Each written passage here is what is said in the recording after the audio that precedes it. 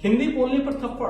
भाई साहब, अगर आपकी मराठी की इज्जत करनी है तो दूसरों की भाषा की बेइज्जती नहीं कीजिए। जी हाँ, और इंडिया लोकतंत्र है, ये कोई डिक्टेटरशिप नहीं जो आप बोलेंगे वही चलेगा। और अब ऐसा तो बिल्कुल नहीं होगा जनाब। आप ये नहीं भूलिए कि भारतीय संविधान के अनुच्छेद 19 उपखंड 1 खंड क के तहत हर एक भारतीय नागरिक को किसी भी भाषा में अपने विचार को रखने का अधिकार दिया गया है। महाराष्ट्र में रहिए, मराठी सीखिए, मराठी बोलिए, इसमें किसी को कोई तकलीफ नहीं है। लेकिन अगर आपसे यही कहा जाए कि मराठी बोलो, हिंदी नहीं बोलो, और अगर मराठी नहीं बोले तो यहाँ से निकल जाओ, तो भाई साहब ये कतई नहीं होगा। और भाई साहब, अगर आप हिंदी बोलने पर थप्पड़ मारेंगे तो ये किसी की संस्कृति का पहचान नहीं है भाई साहब, ये सरासरी गुंडागर्दी है। जी हाँ। अब भाई साहब, ऐसा नहीं है कि हम मराठी से प्यार नहीं करते हैं। भाई साहब, मराठी से हम प्यार करते हैं। जी हाँ, क्योंकि ये महाराष्ट्र की आत्मा है। लेकिन आपको ये भी याद होना चाहिए कि हिंदी भारत की मातृभाषा है। जी, और इसे बोलना कोई जुर्म नहीं है। और अगर आप किसी पर भाषा थोपते हैं तो ये कोई इज्जत नहीं कमा रहे हैं,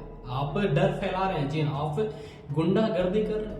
और साथ में ये भी याद रखिए कि गुंडागर्दी से, डर से कोई भी प्यार नहीं कमाता, कोई भी रिस्पेक्ट नहीं कमाता। जनाब, मराठी सिखाइए, जरूर सिखाइए, इज्जत से, सम्मान से, ना कि जबरदस्ती से और ना ही गुंडागर्दी से। जी हाँ, क्योंकि भाषा वो फूल है जो दिलों को जोड़ता है, ये कोई हथियार नहीं जो किसी की आवाज को चल देगी।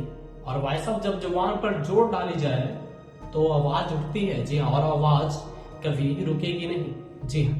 और हाँ, इन्हीं बातों से एक पंक्ति याद आ गई कि जब भाषा से इज्जत छीनी जाए तो हर लफ्ज बगावत बन जाता है। अगर इज्जत से समझाओगे तो अपनाएंगे, मगर डराओगे तो जमाना जवाब देता है।